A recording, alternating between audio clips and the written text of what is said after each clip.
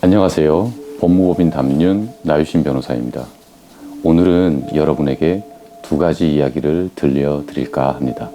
한국에서 있었던 과천시 존속 살해 사건과 일본에서 있었던 야이타 친부 살해 사건. 두 사건은 각각 무기징역과 2년 6개월의 집행유예로 끝났는데요. 두 이야기를 들어보고 도대체 어떤 차이가 있었길래 이렇게 큰 형량의 차이가 있었는지 한번 같이 알아보시죠. 첫 번째 사건은 한국에서 일어났습니다. 환경미화원이 평소처럼 청소를 하던 2000년 5월 어느 날이었죠. 과천중앙공원을 청소하던 중에 뭔가 이상한 냄새가 나는 수상한 봉투 하나가 눈에 들어옵니다. 너무 썩는 냄새가 진동을 하니까 봉투를 열어봤겠죠. 봉투 안에는 놀랍게도 사람의 발목이 들어 있었습니다. 온 동네가 발칵 뒤집히고 경찰이 출동했죠. 그리고 주변 쓰레기 봉투들을 하나하나 뒤져보니까 팔뚝, 몸통, 손목, 시신들의 조각조각이 하나하나 발견되었습니다. 시신을 부검해 보니 2, 3일 전에 사망한 것으로 보였고 근처에 사는 이모 씨와 그의 부인 황모 씨의 시신인 것으로 밝혀졌는데요. 이들에게는 두 아들이 있었습니다. 그런데 큰아들은 서울에서 혼자 자취 중이었고 둘째 아들은 부모님과 같은 집에서 거주하고 있는 것으로 밝혀졌습니다. 그런데 이상한 것은 아들이 둘이나 있고 부모님이 행방불명이 된 지 3일이 지났는데도 아무도 신고를 하지 않았다는 것이었습니다. 경찰은 일단 둘째 아들을 만나러 집으로 갔는데요. 집 문을 열고 들어간 순간 눈앞에 펼쳐진 광경은 그야말로 참혹했습니다.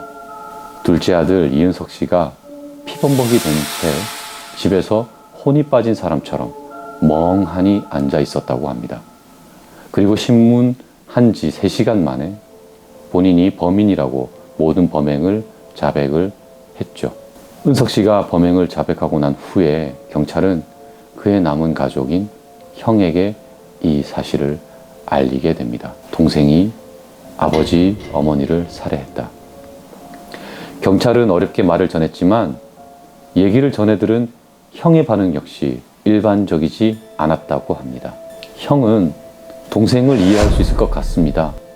라고 말했다고 하죠. 이해가 된다라. 처음부터 끝까지 이 사건은 뭔가 이상하다라고 느껴지시나요? 은석 씨의 입을 통해 전해 들은 이야기는 가히 충격적이었습니다. 겉으로 보기에는 화목하고 평범했던 집안이었지만 실제로는 입에 담지도 못할 수위의 가정폭력이 난무하는 집이었던 것이죠. 이들 형제는 태어난 그 순간부터 부모님이 단 한 번도 생일을 챙겨준 적이 없었다고 합니다. 유치원생일 때는 신발끈을 스스로 묶지 못한다는 이유로 숨쉬지 못할 때까지 폭행을 가한 적도 있었고 밥을 늦게 먹으면 어김없이 젓가락이 날아와 또 입안 가득 밥을 억지로 구겨 넣고 구토할 때까지 먹이기도 했다고 합니다. 부부간에도 금전적인 문제로 불화가 잦았고 부부싸움을 하는 날이면 엄마는 두 아들에게 너희들이 내 인생의 족쇄다. 내 인생 어떻게 책임질 거냐. 그냥 죽어버렸으면 좋겠다. 이런 입에 담지도 못할 폭언을 퍼부으며 폭행을 일삼았다고 합니다. 그리고 이런 폭행을 가한 날이면 늘 둘을 무릎 꿇리고 잘못한 점을 되뇌이며 회개하는 기도를 하라고 시켰다고 합니다. 하지만 은석 씨의 형은 부모님의 폭행과 폭언에 가만히 굴복하지 않고 맞서 싸우는 경우가 잦았다고 합니다. 그래서였을까요? 은석 씨를 정신적으로 가장 힘들게 했던 것은 형과 자신을 태하는 부모님의 태도가 점점 달라져 갔기 때문이라고 합니다. 또한 이들은 은석 씨에게 본인들이 이뤄내지 못했던 인생의 목표를 이뤄내기를 강요했습니다. 마치 부모의 인생을 대체하는 대체품처럼 말이죠. 은석 씨가 부모가 원하는 대학에 입학하지 못하게 되자 차라리 나가 죽는 게 낫겠다라고 말하며 폭행했고, 정신적으로, 육체적으로 어디 하나 정상적인 생활이 어려워질 만큼 피폐해져 갔습니다. 은석 씨와 달리 은석 씨의 형은 부모와 맞서 싸우다가 대학에 진학하면서 혼자 자취하기 시작했다고 합니다. 그런데 이 형의 자취방을 구할 때 은석 씨의 부모님은 은석 씨의 이름으로 대출까지 받아서 마련해 줬죠.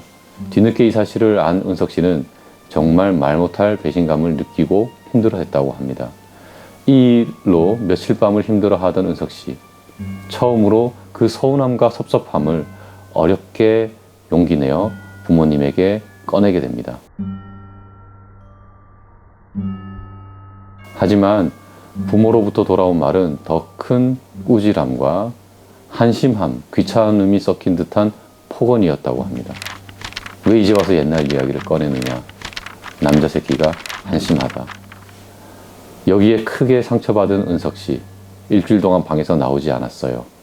식음을 전폐한 것은 물론이고 대소변까지 방 안에서 해결할 정도로 사태는 심각했지만 부모는 한 번도 은석 씨의 방문을 두드려 보지 않았고 식사도 챙겨주지 않았다고 합니다.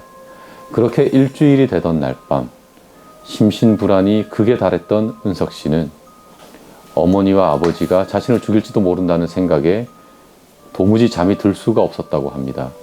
이런 불안감에 은석 씨는 평소 아버지가 마시던 양주를 숨이 찰 정도로 들이킨 다음 술에 취한 상태에서 자신이 죽지 않기 위해 자기가 먼저 죽여야만 한다는 생각에 빠져 늦은 밤 망치를 손에 쥐고 곤히 자고 있던 어머니를 찾아가 먼저 망치로 수차례 내려쳐 사망시키게 됩니다.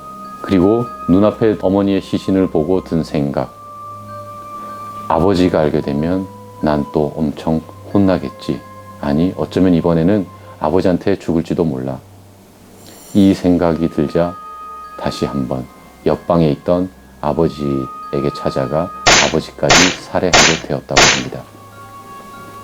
은석 씨는 1심에서 사형을 선고받지만 2심에서는 끊임없었던 폭행과 학대가 인정되어 그리고 정신이 미약한 상태로 범행에 이르렀다라는 것이 인정되어 무기징역을 선고받게 됩니다. 두 번째 이야기는 일본 토치기현으로 갑니다. 1968년 10월 5일 29살의 아이코는 이웃집 문을 미친 듯이 두드립니다. 미친 듯이 문 두드리는 소리에 깜짝 놀란 이웃이 밖으로 나와 보니 눈물과 땀에 젖은 아이코가 서 있었습니다. 아이코는 이웃을 보자마자 내가 아버지 목을 졸라 죽였다고 소리치고는 그대로 쓰러져 버립니다. 놀란 이웃 아주머니는 경찰에 신고하고 아이코는 그 즉시 존속살인죄의 용의자로 긴급 체포됩니다. 당시 일본 역시 우리나라처럼 존속살해를 용서받을 수 없는 중죄로 여기고 있었기 때문에 온 나라가 떠들썩해졌지만 아이코의 진술을 통해 드러난 그녀의 가정사는 그 누구도 그녀를 무작정 비난할 수 없게 했다고 합니다. 시간은 아이코가 14살이 되던 해로 거슬러 올라갑니다. 14살. 고작 14살이었던 아이코는 그해 친부에게 성폭행을 당하게 됩니다. 끔찍한 고통은 하루로 끝나지 않았습니다. 매일 밤 두렵고 하루하루 상상도 못할 고통 속에서 시간을 보내게 되지만 차마 어머니에게 말할 수 없었던 아이코. 혼자 모든 상황을 삼키고 견뎌내기를 1년. 더 이상 견디기 버거워진 아이코는 1년이 되던 해에 어머니를 붙잡고 모든 상황을 토해냅니다. 아이코의 이야기를 들은 어머니는 세상이 무너져 내리는 기분이었다고 합니다. 어머니는 이 악마를 말리기 위해 갖은 수단을 동원했지만 소용이 없었죠. 오히려 아이코의 엄마에게도 계속 방해하면 죽여버리겠다며 입에 담질 못할 협박을 서슴지 않았다고 합니다. 어머니는 아이코를 데리고 집을 나와 도망쳐보기도 했지만 아버지는 집요하게 모녀를 찾아내어 딸을 데리고 집으로 돌아왔다고 합니다. 급기야는 나는 딸을 포기하지 않을 테니까 그리고 도망치더라도 계속 이렇게 찾아낼 것이니 나를 떠나지 마라 라며 아내를 쫓아내버리고는 딸 아이코와 만나지 못하게도 만들어버립니다. 또다시 지옥에 갇혀 매일같이 폭행과 성폭행 당하기를 반복한 아이코. 결국 아버지의 딸을 출산하게 되고 육아를 맡아 하게 됩니다. 이후 4명의 아이를 더 임신하고 출산하게 되었는데요. 넷째와 다섯째는 출산 후 사망했다고 합니다. 상상할 수 없는 고통. 그 속에서 아이들 육아를 하며 집에 감금되어 지내던 아이코는 25살이 되던 해에 생계를 위해 인쇄소에 취업하게 되면서 그 일상에 조금씩 변화가 생기게 됩니다. 인쇄소는 아이코에게 일터인 동시에 따뜻하게 대해주는 동료들과 얘기를 나눌 수 있는, 숨 쉴 수 있는 공간이었습니다. 유일한 외부 세상과의 통로이기도 했죠. 그러던 중 꿈처럼 아이코에게 사랑이 찾아오게 됩니다. 서로를 너무 사랑하게 된 아이코와 그의 애인 A씨. 결혼을 결심하고 각자의 부모를 설득하기로 다짐합니다. 집으로 돌아간 아이코는 떨리는 손을 꽉 쥐고 사랑하는 사람이 생겼다. 이제라도 나를 내보내 줄 수 없겠느냐라고 아버지에게 물어봅니다. 친부의 반응은 어땠을까요? 역시 우리 예상과 크게 다르지 않았습니다. 젊은 남자가 생겨서 집을 나가는 파렴치한이라며 온갖 저주를 아이코에게 퍼부었고 그녀를 방에 가두어 버렸습니다. 그리고는 10일간 낮에는 폭언을 일삼고 밤에는 술을 마시고 와서 어딜 가든 따라가 불행하게 만들 것이라며 세 딸은 자기 손으로 죽여주겠다라는 저주를 퍼부으며 성폭행을 일삼았다고 합니다. 10일째 되던 날 밤 아이코는 더 이상 가만히 있다가는 두 번 다시 이 집을 나갈 기회가 없을 것이라는 생각에 사랑하는 사람에게 돌아가기 위해, 살기 위해, 잃어버린 자신의 삶을 되찾기 위해 온 힘을 다해 친부를 쓰러뜨리고 끈으로 목을 졸라 살해했습니다. 여기까지가 아이코의 이야기입니다. 아이코는 친부를 살해한 죄로 최종적으로 2년 6개월의 집행유예 3년으로 교도소 복역을 피하게 되었습니다. 자, 여러분, 두 이야기를 어떻게 들으셨나요? 어떤 이유에서든 살인은 정당화할 수가 없습니다. 하지만 누가 감히 이들에게 천륜을 거슬렸다며 손가락질 할 수 있을까요?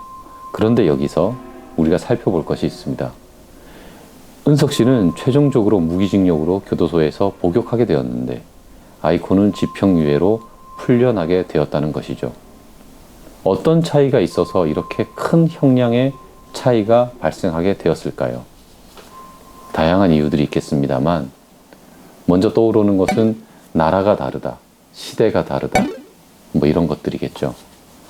그런데 아이코가 범행을 저질렀을 때에도 일본에는 존속살해죄가 우리나라와 마찬가지로 있었습니다. 가장 큰 차이점은 아이코는 존속살해죄로 결국 처벌받지 않았다는 것입니다. 일본 대법원에서는 존속살해죄가 평등권을 침해한다며 위헌이라고 판단을 하고 아이코에게 일반 살인죄를 적용을 해서 판결을 선고했던 것이죠. 반면에 은석 씨는 여러 사정에 정상이 참작되었지만 존속살해죄가 적용되었기에 무기징역으로 처벌받게 되었던 것입니다. 한국이든 일본이든 사람을 살해하면 사형, 무기 또는 5년 이상의 징역형에 처해지게 됩니다. 그런데 존속살해죄의 경우에는 사형, 무기 또는 7년 이상의 징역으로 일반 살인죄보다 가중처벌되는데요. 현재 일본에는 존속살해죄가 폐지되어 있습니다. 그러나 아이코가 아버지를 살해했을 때에는 존속살해죄가 여전히 존치되고 있었습니다. 그럼에도 불구하고 아이코는 일반 살인죄를 적용받아 처벌되었거든요.